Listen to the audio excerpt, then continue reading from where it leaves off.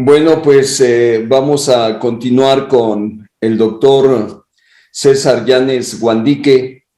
Él es un neurocirujano de la base de cráneo, pero es muy versátil en su actividad quirúrgica, académica y social, diría y agregaría también humanitaria.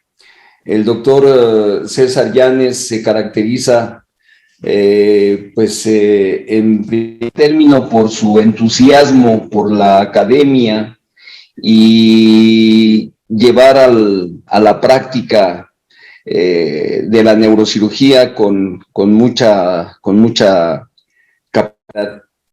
Él estuvo un año haciendo cirugía de base de cráneo en el Hospital del Centro Médico Nacional Siglo XXI, aquí en la Ciudad de México, y fue en ese entonces cuando yo lo conocí. Se entusiasmó mucho con las disecciones que hacíamos en forma constante en el INCIFO aquí en la Ciudad de México, pues con el objetivo de aprender cada día más. César Llanes, pues muchísimas gracias por aceptar estar en este curso y pues adelante. Sí, agradezco la invitación del doctor Víctor Hugo Pérez, quien ha sido entusiasta en promover la educación continua y específicamente la anatomía microquirúrgica. Ya es un exponente a nivel mundial en la Federación Mundial de Sociedades de Neurocirugía, también como representante de la región latinoamericana, ¿verdad? Así que es un orgullo no solamente para los mexicanos, sino que también para todos los latinoamericanos. Quiero felicitar también la magistral exposición del doctor Julio Francisco Palma Silva, quien nos ha dado prácticamente las perlas del conocimiento concienzudo de esta región que es importante. Yo voy a enmarcar o a enfocar mi presentación más que todo a los abordajes al piso de la fosa media, sin tocar los abordajes al seno cavernoso. Entiendo que ya hay una charla posteriormente según el desarrollo del programa. Así es que, como lo mencionaba el doctor Víctor Hugo Pérez, es importante para los estudiantes y los residentes de neurocirugía o neurocirujanos en formación que podamos profundizar en el estudio expedito de la anatomía microquirúrgica, no solamente en atlas o libros de texto, sino que, como lo decía el maestro Evandro de Oliveira, el mejor neuronavegador es precisamente la anatomía en el cadáver, y si es posible el cadáver fresco, con la participación permanente en cursos y el reconocimiento de todas estas estructuras, que es vital tenerlas en cuenta para evitar provocar accidentes quirúrgicos o generar secuelas neurológicas que pueden ser inclusive invalidantes para nuestro paciente.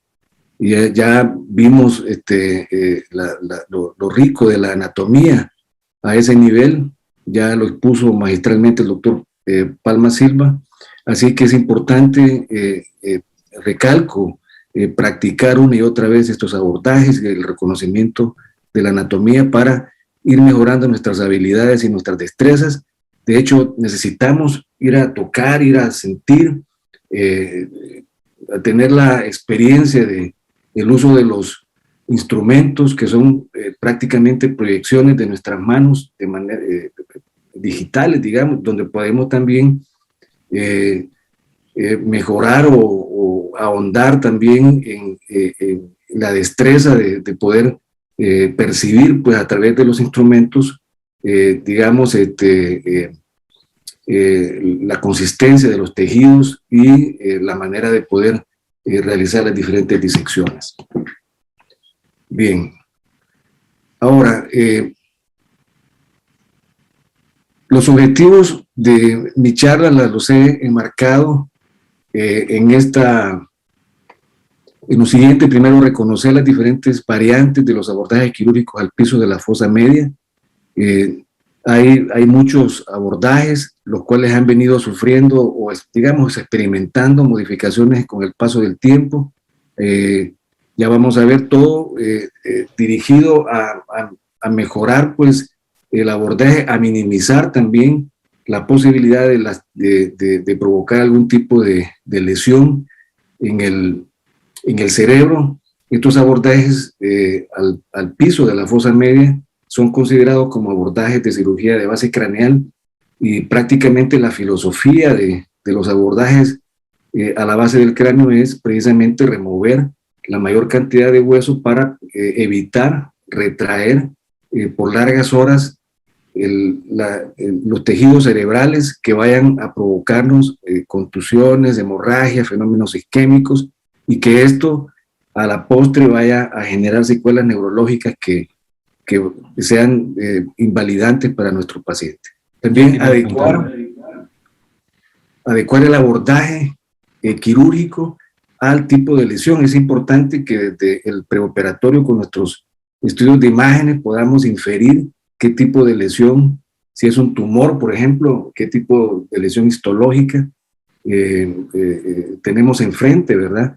Y el origen también del mismo, para que podamos, en el momento de decidir qué tipo de abordaje vamos a utilizar, poder trabajar de manera cómoda y orientada. Importante, lo que se ha mencionado en la charla previa, es el reconocimiento también de la anatomía a este nivel. Eso es de rigor para evitar problemas durante la misma cirugía. Luego, lo que ya les mencionaba, comprender la verdadera filosofía de la cirugía de la base craneal, que es pues evitar las retracciones cerebrales por largo tiempo que isquemicen el cerebro, y que eso obviamente va a provocar secuelas neurológicas en nuestro paciente, y la evolución pues no va a ser como le esperamos. Ya en los últimos tiempos se han podido comparar, por ejemplo, pacientes que han sido operados en el pasado utilizando este tipo de filosofía, y estos acarrean o van arrastrando secuelas neurológicas, lo cual hoy en día, en donde ya se ha perfeccionado y se ha logrado tener una adecuada habilidad para poder realizar una cirugía de este tipo, se ha minimizado la posibilidad de retracción cerebral, y esto obviamente ha provocado menores secuelas neurológicas. Luego, también reconocer la importancia del entrenamiento realizado en los laboratorios de especímenes cadavéricos. También esto es vital, y es importante que los residentes o los estudiantes lo tomen en cuenta. Ahora, los diferentes abordajes al piso de la fosa media, como les mencioné, han experimentado muchas variantes, mucha evolución, mucho desarrollo, y uno de los primeros que fue preconizado por el maestro Gassi Yazar fue el terional clásico. Este abordaje pues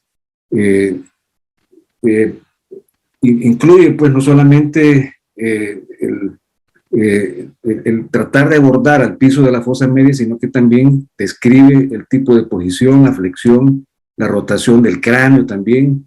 Ya lo explicó el doctor Palma, el drilado también del risco del esfenoides a través de un fresado de alta velocidad también, y también el drilado del techo del conducto óptico también. El abordaje terional clásico ha sido utilizado para muchas patologías, por muchos neurocirujanos también, incluyendo patologías aneurismales, también tumores del piso de la fosa media, del ala menor esfenoidal, también meningiomas que pueden implantarse a nivel del tercio externo terional del ala menor del esfenoides, y también del tercio interno, o los llamados meningiomas clinoidales, que según el maestro Al-Mefti los clasifica también como los tumores que están adheridos firmemente al segmento C5 de la carótida interna infraclinoidea, que ya se considera como un segmento que es intracavernoso. Luego, el abordaje subtemporal ¿verdad? Es otro de los abordajes al piso de la fosa media y que suele utilizarse, por ejemplo, para aneurismas que nacen precisamente de estructuras como el tope de la basilar, más que todo aquellas variantes anatómicas del tope de la basilar que son altas, ¿verdad? Y para aneurismas también del segmento P1 o P2 de la arteria cerebral posterior, así como también de la arteria comunicante posterior.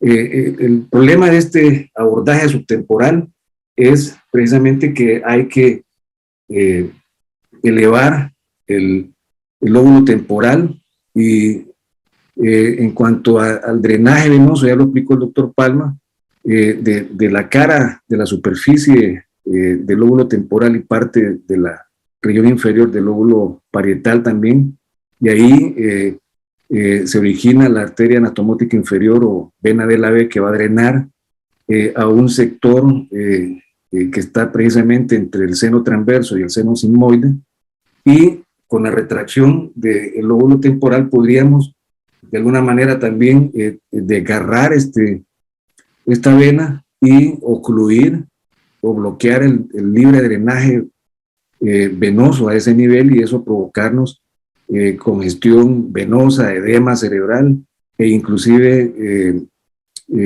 infartos venosos de transformación también hemorrágica. Por eso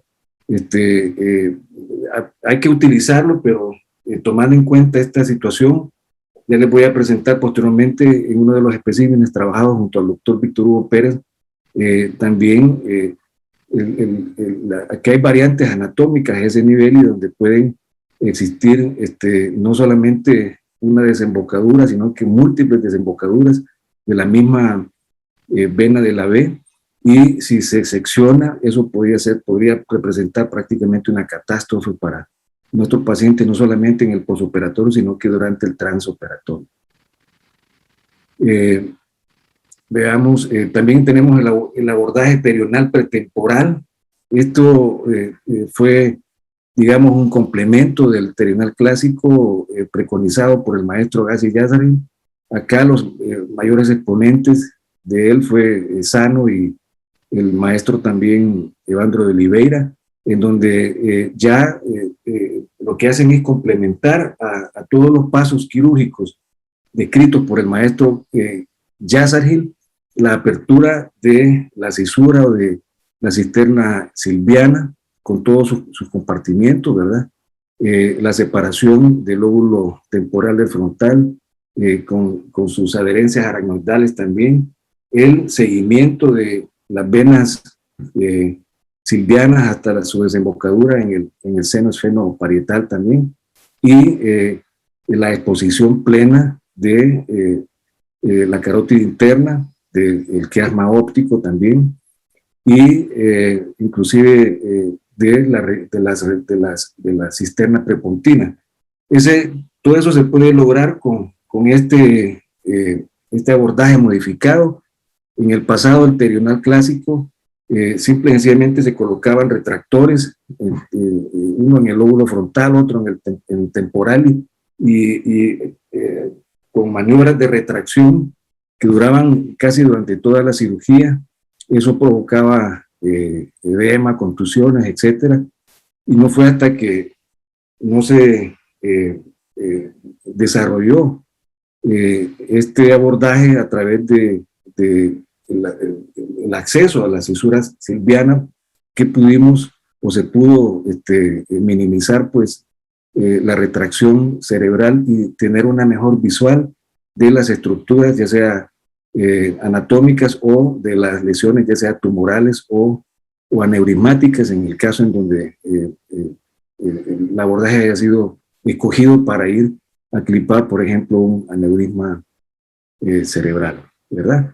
Luego tenemos el abordaje pretemporal transcavernoso. Ya el doctor Palma nos habló de todos los triángulos del seno cavernoso. También va a haber una charla para este tipo de abordaje. El órbito cigomático malar también es uno de los abordajes que ha sido como un complemento también del pterional clásico. También está el transigomático, pero con este abordaje órbito-cigomático se ha demostrado que al poder retirar la mayor cantidad de tejido óseo, podemos tener, digamos, una visual de unos 10 grados más que el abordaje pterional clásico para poder accesar plenamente al piso de la fosa media y poder inclusive tener la capacidad de visualizar la anatomía contralateral también, ¿verdad? Entonces podemos llegar a la cisterna prepontina inclusive para poder clipar aneurismas del tope de la basilar o acceder a cavernomas mesencefálicos o algún tipo de patología que se origine o que se proyecte hacia la fosa posterior. Obviamente hay también, como ya se explicó previamente, otro tipo de abordaje que pueden combinarse al órbito cigomático, como la llamada petrosectomía anterior, descrita y popularizada por el doctor Takeshi Kawase también, ¿verdad? Con el famoso triángulo de Kawase en la fosa media. Vamos a ver algunas imágenes, así como lo explicó el doctor Palma, en donde se puede acceder sin ningún tipo de problema a la fosa posterior, drilando ese fragmento de hueso que linda con el ganglio de Gasser y el porus del nervio trigémino a su entrada desde la fosa posterior, desde la región bulbo-protuberencial hacia el cábum o cueva de Meckel.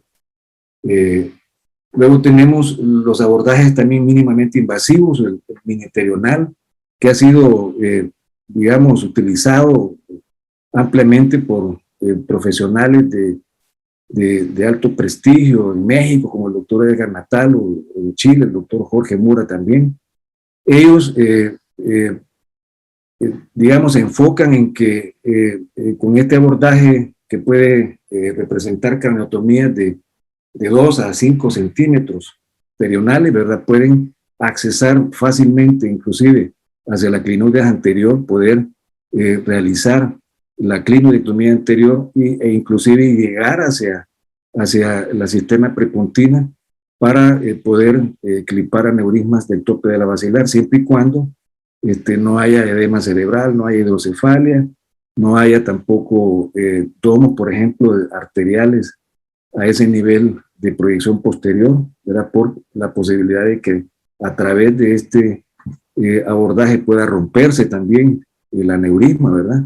Ellos basan pues su tesis en utilizar este tipo de abordajes mínimamente invasivos, primero por estética, segundo por que se minimice el tiempo quirúrgico, que es importante en estos pacientes, y por otro lado dice inclusive se puede utilizar los bordes de la craniotomía cuando se van a utilizar separadores como punto de sostén para evitar que la retracción no sea directamente sobre la masa encefálica, sino que tenga el límite del borde de la misma mini craniotomía. Entonces, son conceptos que es interesante hoy en día valorarlos, pues, porque todo lo que tenemos acá forma parte del armamental que el neurocirujano hoy en día debe de utilizar. No solamente son los abordajes transcraneales, también hoy en día la mínima invasión también con la endoscopía de base de cráneo puede ser una posibilidad de realizar abordajes 360 grados, tanto por la vía endoscópica como la vía transcraneal. Ya lo mencionó también el maestro Evandro de Oliveira, el objetivo de la cirugía de base de cráneo o de la mínima invasión en este sentido no es realizar solamente abordajes pequeños de pocos centímetros, sino que el verdadero concepto es provocar la menor invasión al cerebro y obviamente que al final no vaya a dejar secuelas neurológicas en el paciente, ¿verdad? ¿Qué tipo de patología podemos atacar, digamos, a través de estos abordajes, los meningiomas que pueden estar ubicados ya sea en el tubérculo celar, los meningiomas del ala menor efenoidal también, ¿verdad? Que pueden estar implantados en la pared lateral del seno cavernoso, los adenomas hipofisiarios, aquellos grandes adenomas que generalmente tienen una íntima relación con la pared medial del seno cavernoso, también los schwannomas, que lo hacen a través de la pared lateral del seno cavernoso, los cordomas que involucran más plenamente el piso del seno cavernoso, las neoplasias malignas, el cáncer también, que destruyen y deforman de manera importante toda la anatomía que ya nos describió el doctor Palma, y obviamente la patología aneurismal en este sector, que es importante poder tener un conocimiento expedito de toda la anatomía microquirúrgica para paso a paso irla realizando y poder tener un corredor quirúrgico tal que nos permita realizar el tratamiento que se ha dispuesto ejecutar para esta enfermedad, ¿verdad? De hecho, la neurocirugía o la cirugía de base craneal nació precisamente con la patología neurismática, específicamente. Ya vamos a ver un poquito de la historia, así unos breves minutos nada más. El acceso a los aneurismas del segmento oftálmico de la carótida interna infraclinoidea, es decir, los llamados también aneurismas paraclinoideos. Acá, igual, como se mencionó anteriormente, por ejemplo, para el abordaje pretemporal, la apertura de la cisura silviana es importante, ¿verdad? Esto nos abre una ventana y nos ayuda pues a evitar aquellas retracciones severas del tanto el lóbulo temporal como el lóbulo frontal.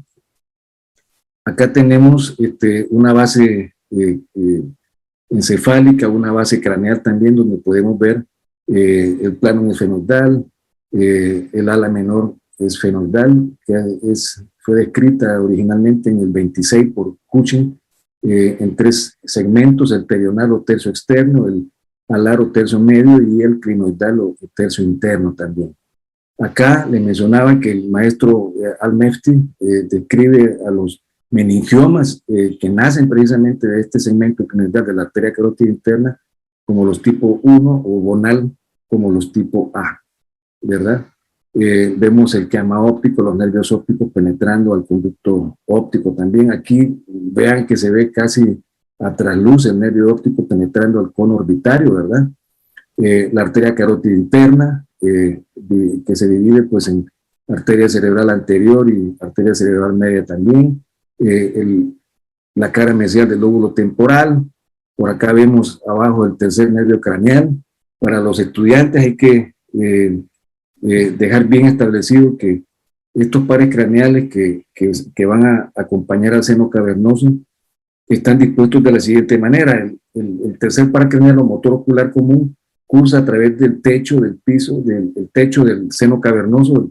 El cuarto par craneal o patético troclear en la pared lateral del seno cavernoso, y el único de estos pares craneales que cursa dentro del seno cavernoso es el sexto par craneal o nervio adducen, y que generalmente acompaña al segmento horizontal de la carótida interna y viene obviamente desde la fosa posterior, atravesando el canal de Dorelo, ¿verdad? Por debajo del ligamento de Gruber, que es una estructura importante para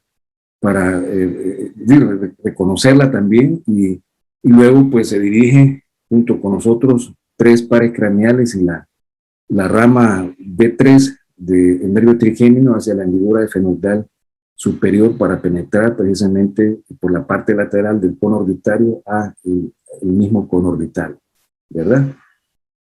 Acá vemos en el fondo, en la región interóptica, la cisterna prepontina, la membrana del iliquis, y en profundidad podemos visualizar a la arteria basilar también, ¿verdad? Acá se han seccionado los nervios craneales, los nervios ópticos, para tener una mejor visual de la membrana del iliquis. Vemos la parte mesial del lóbulo temporal, ya lo explicó el doctor Palma, la región uncal, en el trauma craneano, por ejemplo, cuando hay edema que genera los diferentes síndromes de herniación, puede inclusive generar una herniación transtentorial y cabalgar sobre el tercer par craneal, generando la llamada compresión o hernia uncal, y el paciente se manifiesta como una anisocoria también, y eso es un síntoma, un signo clínico premonitorio de un eminente deterioro rostrocaudal en el síndrome de herniación cerebral.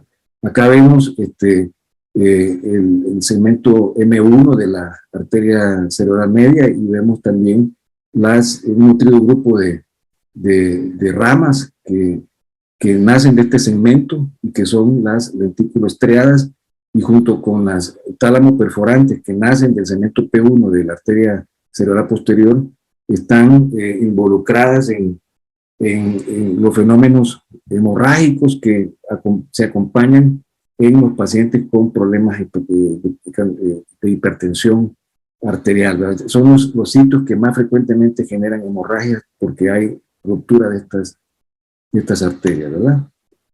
Luego, como les decía, rápidamente en la historia, pues han habido varios maestros que han sido importantes para el desarrollo de la cirugía de base craneal. El maestro Agassi Yazhari, con la incorporación del microscopio quirúrgico, también ya vimos el inicio, pues, de la cirugía al piso de la fosa media a través del abordaje terminal clásico que él promueve, el maestro Albert Roton Jr., con sus estudios anatómicos en 3D, de anatomía microquirúrgica en 3D. Eso nos vino a cambiar de manera sustancial el concepto de espacialidad y las relaciones anatómicas que cada una de las estructuras cerebrales tiene con, por ejemplo, vasos de alto flujo, ya sea arterias o de drenaje venoso. Importante reconocerlas para poder accesar a esta región. El doctor Akira Hakuya de Osaka, Japón, también fue uno de los primeros que desarrolló abordajes quirúrgicos a la base craneal. De hecho, lo hizo por la patología aneurismal en 1982, realizando la osteotomía frontotemporal orbitocigomática para poder tratar un caso de aneurismas paraclinodeo del segmento oftálmico de la arteria carótida interna intraclinodea. En el 85, el eslovenio Vinko Dolin mejoró, digamos, esta técnica, y ya incluyó de manera intradural la clinodectomía anterior, ¿verdad?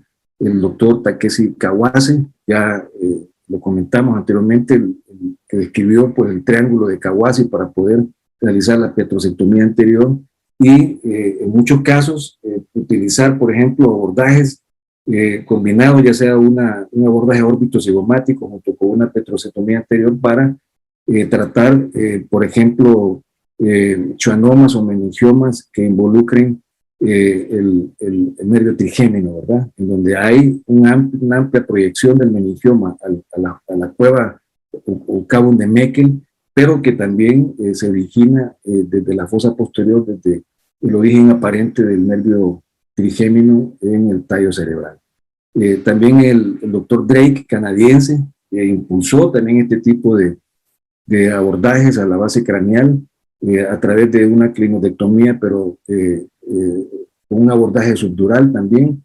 Y los doctores Laligan Shekhar, Evandro de Oliveira y Robert Spessler, que se dedicaron ya a perfeccionar el acceso para el tratamiento de la patología aneurismal en sectores o en regiones que en el pasado, en antaño, habían sido consideradas como difíciles de accesar. Entonces, ellos fueron modificando cada uno de estas técnicas, desarrollándolas, y así se logró minimizar, pues, las lesiones o las secuelas neurológicas que en el pasado, la era Cushing, por ejemplo, digamos, acarreaban una gran morbilidad o inclusive mortalidad.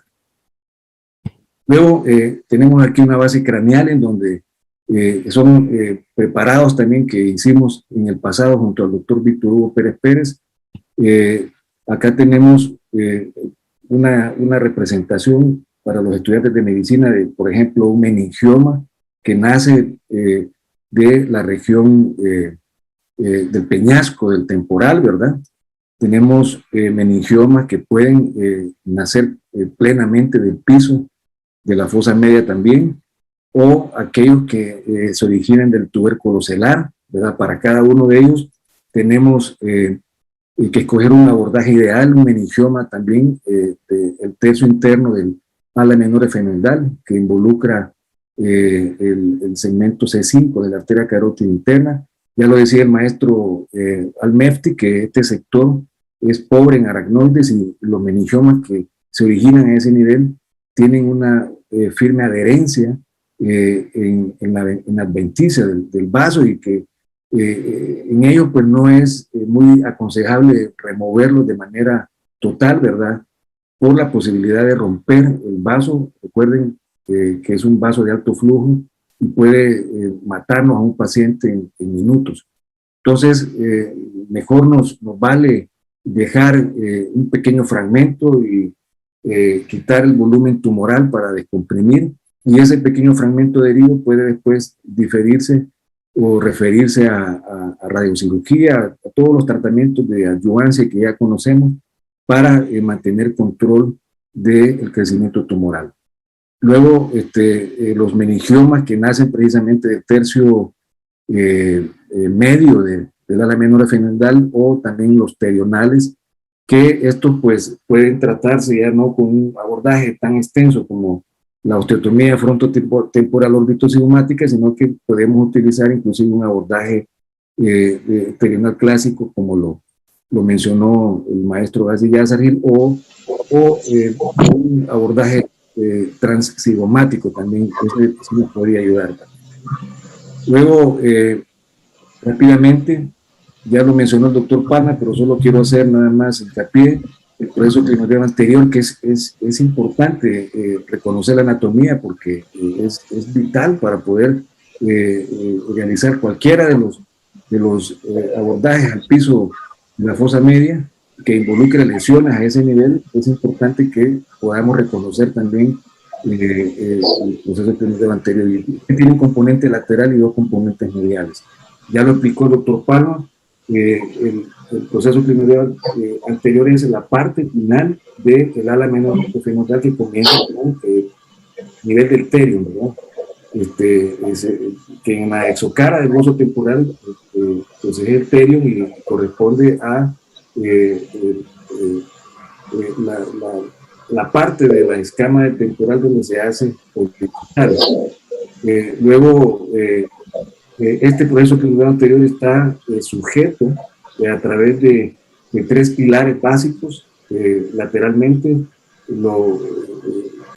está sujeto por el ala menor esfenoidal, medialmente por el techo del conducto óptico y inferior y medialmente por el optic strut, o el llamado puntal óptico, que es importante reconocer, porque de eso va a depender que podamos realizar una adecuada clinodectomía anterior y evitar, por ejemplo, una lesión, ya sea vascular. Si, por ejemplo, vamos a hacer la clinodectomía para tratar un aneurisma gigante, digamos, para clinodeo del cemento oftálmico, no podemos estar palanqueando ahí demasiado la clinoide, porque podemos romperlo o inclusive lesionar los pares craneales de la rama B1 del nervio trigémino, y que penetran pues lateralmente a la hendidura esfenoidal superior también. Por eso es importante, ya vamos a ver un esquema posteriormente que es descrito y fue publicado por el doctor Michael Lawton. Ahora, importante las estructuras blandas que se van a insertar en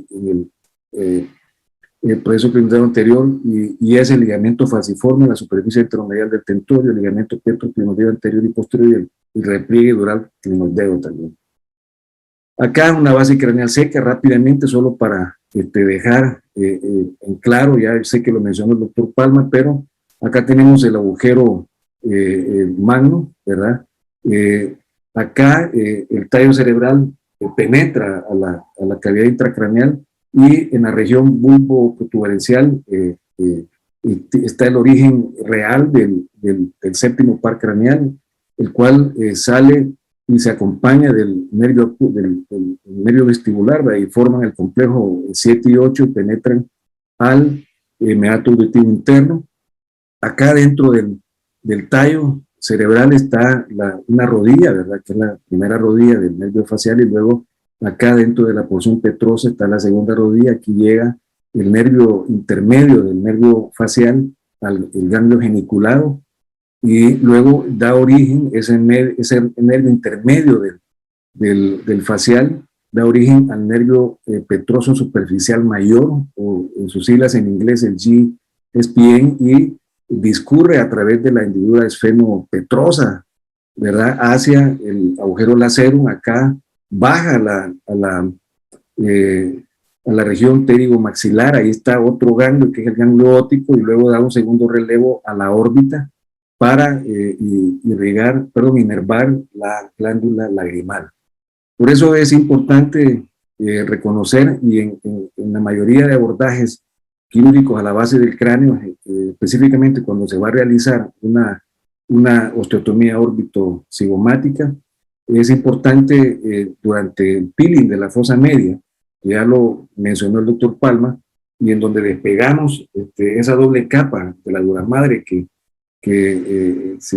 está pues en la fosa media, ¿verdad?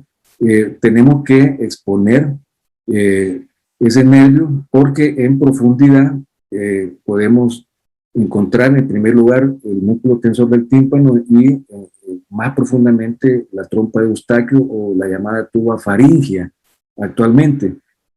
Más profundamente encontramos al segmento petroso de la arteria carótida interna, y muchas veces cuando se va a hacer un abordaje pleno al seno cavernoso, como por ejemplo en esos meningiomas clinoidales que involucran el segmento C5 de la arteria carótida interna, es necesario tener en cuenta esa posición para tener una manera de tener un control vascular de la arteria carótida interna si vamos a acceder plenamente al seno cavernoso, ¿verdad?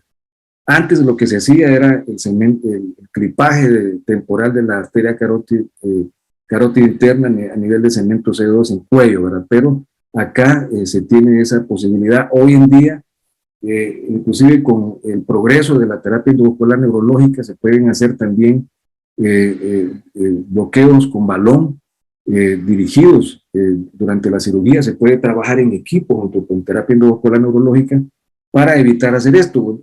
Muchos neurocirujanos recomiendan a veces seccionar el nervio petroso superficial mayor si se va a acceder a un control vascular de la arteria carótida interna en segmento petroso, y eso lo que provocaría básicamente es un ojo seco, pero en lugar de estarlo jaloneando o tirando de él, que eso nos puede generar también una parálisis facial. Igualmente, para los meningiomas que nacen a este nivel, ya vamos a ver posteriormente la irrigación o cuáles son los vasos nutricios que dan irrigación a los meningiomas, y uno de ellos también es importante que podamos realizar estudios previos como una angiotomografía o una angiografía cerebral para ver la irrigación del meningioma, y en el momento en que vayamos a acceder, digamos, a estas estructuras, ya el doctor mencionó pues la rama B3, la rama B2 en el redondo, en el oval, y la rama B1 en la hendidura femoral superior. Pero antes de llegar a la rama B3 está el agujero supraespinoso, donde emerge la arteria meningea media, rama de la arteria maxilar interna, y esta rama a su vez de la carótida externa, ¿verdad? Cuando vamos, por ejemplo, a cortar o a bloquear durante el peeling o el pelado o el raspado de la de la dura madre para convertir en una doble capa y poner estas ramas, y promover con eso una devascularización del tumor antes de ligar la arteria meningia media. Revisábamos con mi residente, el doctor Peñate Aguat, aquí en el hospital, que hay una rama que va precisamente a este ganglio y que irriga el trayecto del nervio facial. Entonces, cuando es así y es encontrado esto en un estudio previo vascular, entonces es recomendado ligar o coagular la arteria por más distalmente a esa rama para no provocar una parálisis facial también, ¿verdad? Luego, acá tenemos una base craneal con los repliegues durales. Esto es lo que yo le mencionaba rápidamente para los estudiantes. Este es el risco del efenoide, el ala menor efenoidal. Aquí tenemos el techo del seno cavernoso. Esta es la pared lateral del seno cavernoso, ¿verdad? Esta es la cueva o cavum de Meckel también, este es el borde libre del tentorio. Y acá hay una variante anatómica en cuanto a drenaje venoso, y es precisamente a donde desemboca eso se pudo constatar en ese estudio anatómico. Ahí desembocaba también la arteria, la vena del labeo o vena anastomótica inferior, y una sección a ese nivel obviamente iba a provocarnos un edema, una congestión venosa y un infarto de transformación hemorrágica que podrían representar una catástrofe para el paciente también, ¿verdad?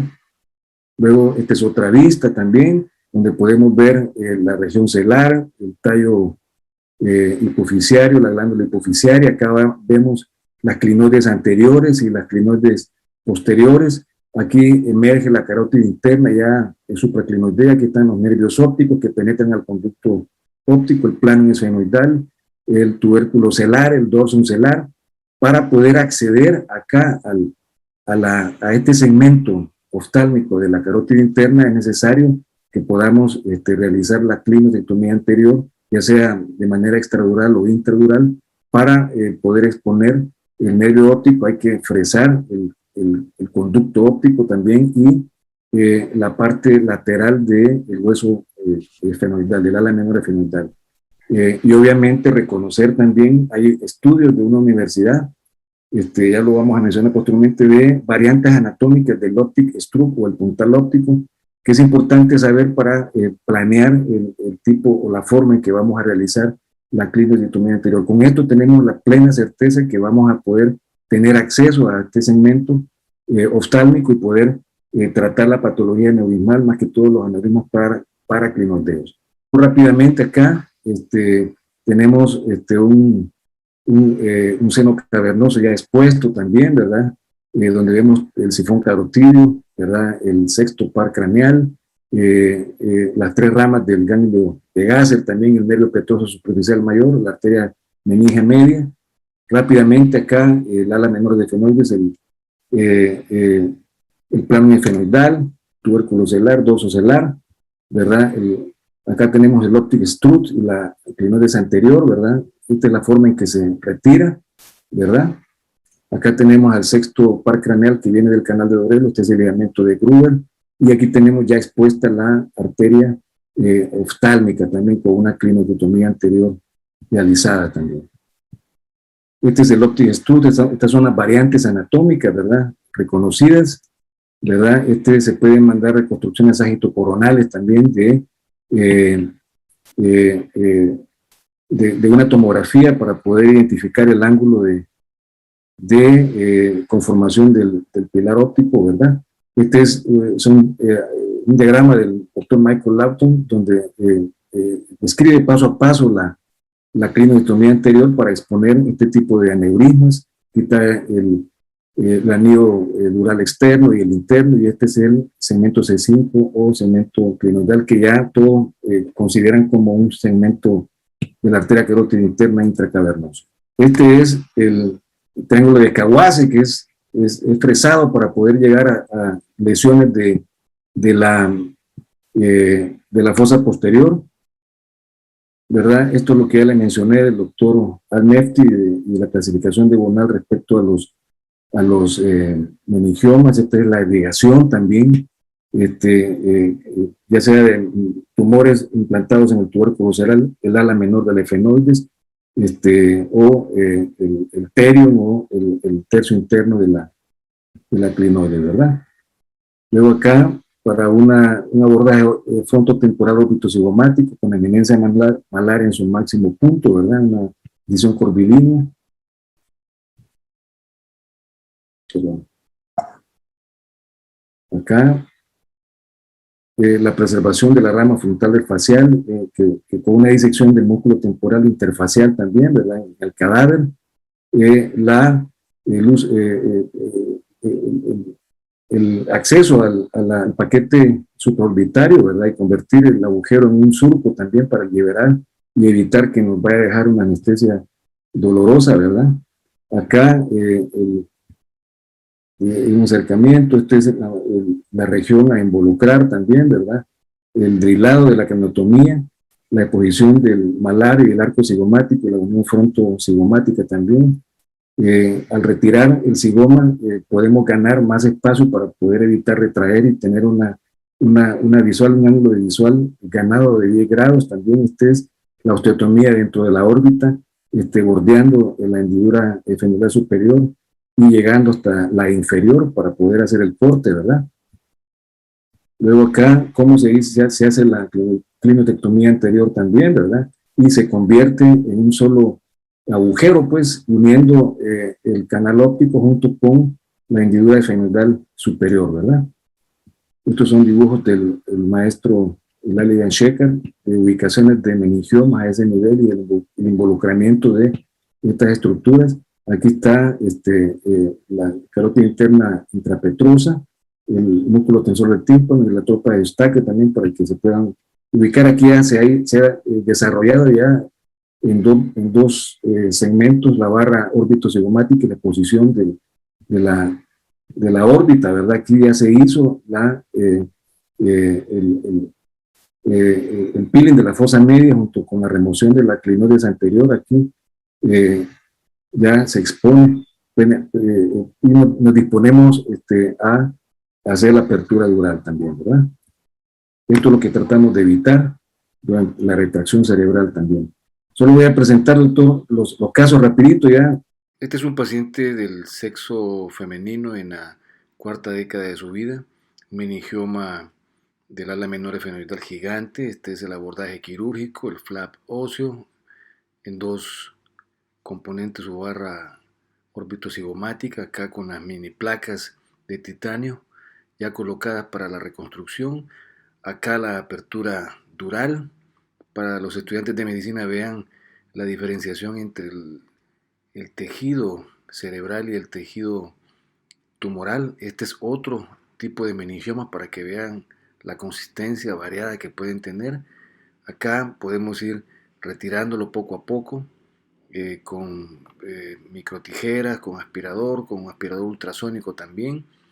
Esta es la cavidad. Podemos utilizar moderadamente retractores también para ayudarnos a tener ambas manos libres, ¿verdad? Y esta es la vista final de la extirpación acá, el cierre dural también, la reconstrucción con mini placas de titanio, y esta es la tomografía cerebral posoperatoria, en el posoperatorio inmediato, donde podemos ver que hay un poco de sangre en el lecho tumoral, pero ausencia completa del tumor a ese nivel.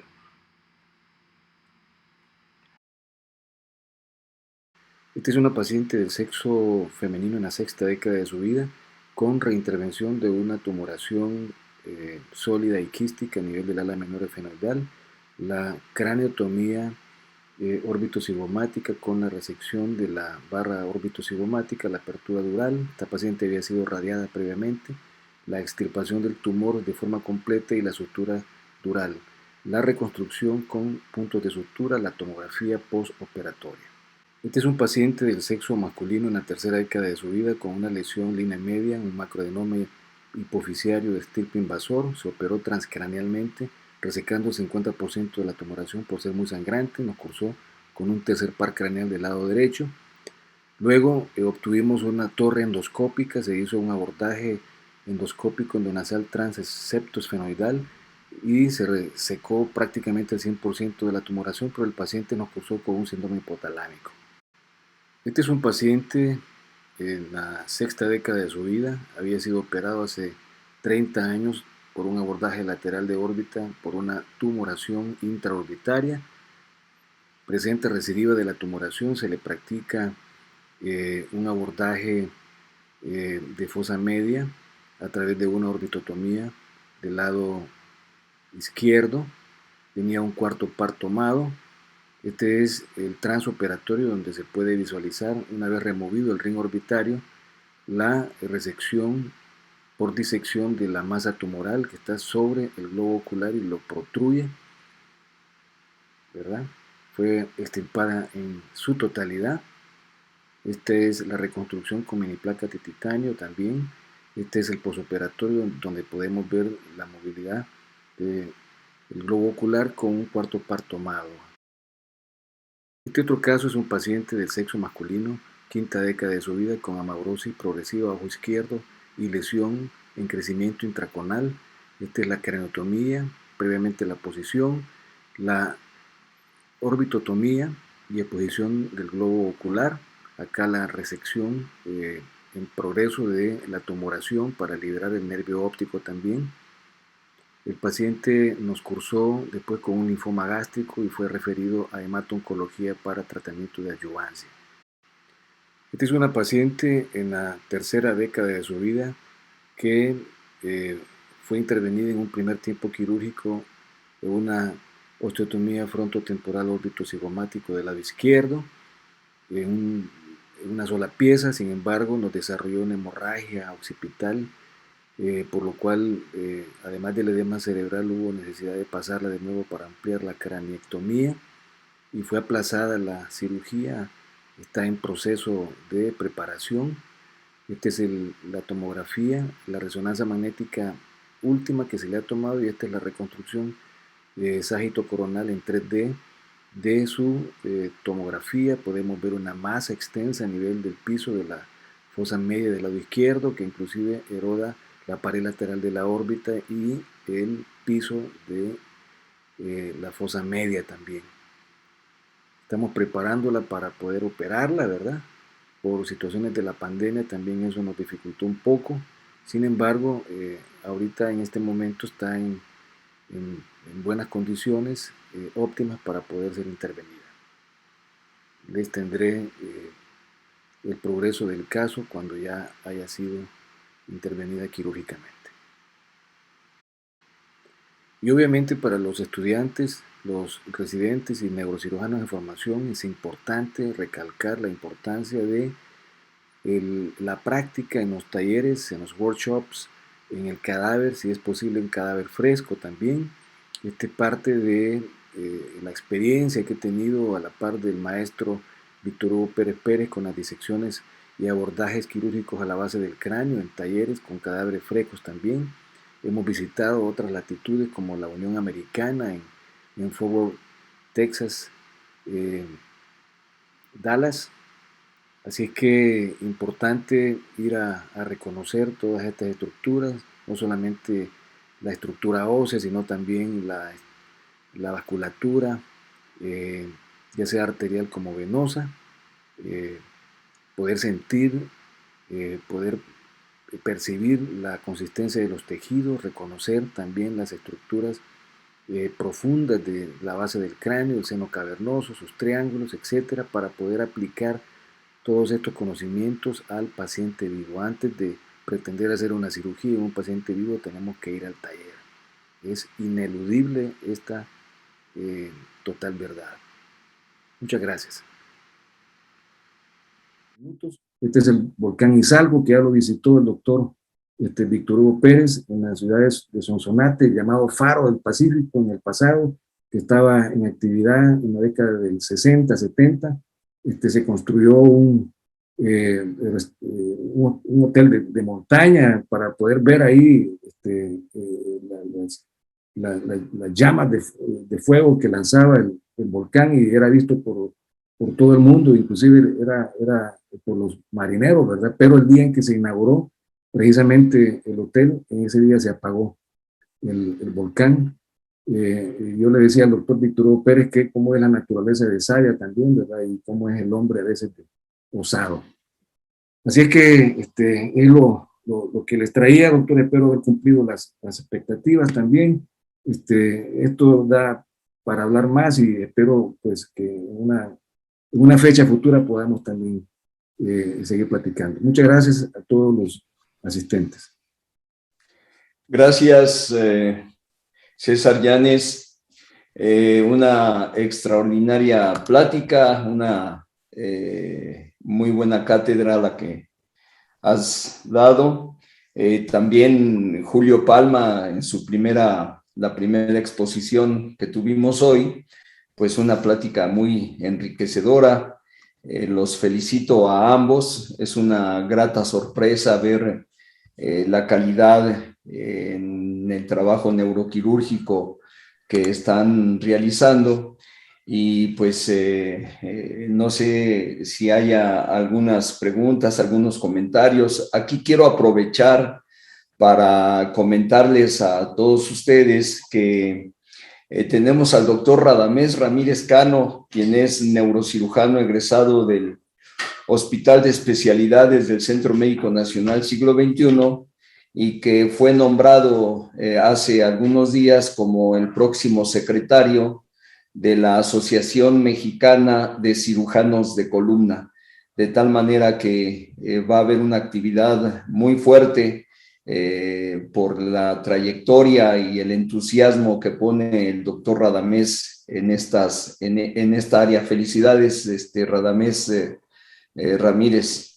Y también la sorpresa que tenemos aquí, tener otra vez al doctor Takahashi de Japón, al doctor Harshad Parekh de la India, y bueno, pues muchos más de Buenos Aires, de Argentina, de Buenos Aires, Argentina, sí, y de algunos otros lugares. Radamés, ¿quieres hacer algún comentario, creo? Sí, bueno, pues primero agradecer, desde luego, es un honor colaborar en la Asociación Mexicana de Cirujanos de Columna, y tengan por seguro que todos ustedes van a estar invitados para las siguientes sesiones y actividades que tendremos, porque un objetivo de la asociación es esto. Si me permiten hacer algún comentario respecto a la plática, bueno, primero felicitar a los extraordinarios ponentes y al esfuerzo de todos ustedes por difundir esto. Unas precisiones ahí. Que no se quede con la idea de que mínimamente invasivo, en el caso de los abordajes, implica una cuestión pequeña, no tiene nada que ver. El mínimamente invasivo se refiere, tal cual como lo explicó perfectamente el maestro Yáñez, se refiere a hacer un abordaje suficiente para invadir lo menos posible el tejido cerebral, porque hasta cierto punto el hueso lo podemos hacer a un lado, lo podemos quitar, lo podemos poner, pero difícilmente podemos quitar un pedazo de cerebro y volverlo a poner porque ya no funciona. En cambio, el hueso pues va a pegar. Entonces, de repente, que quede bien claro que mínimamente invasivo se refiere a invadir lo menos posible la estructura cerebral, y en ocasiones hay que sacrificar algo de hueso, pero ese sacrificio es temporal. Por otro lado, recordar estos puntos. La anestesiología es fundamental. Un buen anestesiólogo de verdad que te hace la vida muy, muy fácil. Segundo, la posición. Bien lo dijo el doctor Yáñez, de qué forma hay que ir poniendo el cráneo, a cuántos grados, porque parece mentira, pero un grado que varíes la cabeza te esconde todo y te estás peleando con todos. Y eso es algo que a mí me pasó mucho, sobre todo al principio. La experiencia te va dando, los cursos, las pláticas y todo eso te va dando la oportunidad de corregir ese error. Una craneotomía suficiente, drenaje de líquidos cefalorraquídeo muy, muy importante. El doctor Víctor Hugo Pérez siempre en su enseñanza fue muy claro. Pongo el ejemplo y nunca se me olvida. Yo, cada que voy a operar un aneurisma, lo primero es vaciar las cisternas de líquido cefalorraquídeo, porque eso te da un espacio, por muy hinchado que esté el cerebro, te da un espacio de trabajar, pero con toda comodidad. Y finalmente la disección, por ejemplo, una apertura de la cisura de Silvio bien hecha, tomándote el tiempo para hacerla, te da una autopista para trabajar sin mayor problema. Y Otra cosa, el colocar los disectores, el colocar los retractores. En mi caso, bueno, pues yo trabajo solo, no tengo más quien me apoye, entonces sí utilizo la retracción, pero más allá para comprimir el cerebro, los pongo para sostener y para evitar que con el instrumental llegue yo a golpear el tejido cerebral. Entonces, en ocasiones, porque luego sí en las disecciones, la verdad, vemos que se mete el aspirador y la pinza o la tijera y se está golpeando mucho el cerebro, entonces se mete un disector pequeño, grande, por supuesto. Recordemos que mientras más ancho el retractor, será menos la cantidad de, la tensión que se aplica sobre cada centímetro de cerebro es menor.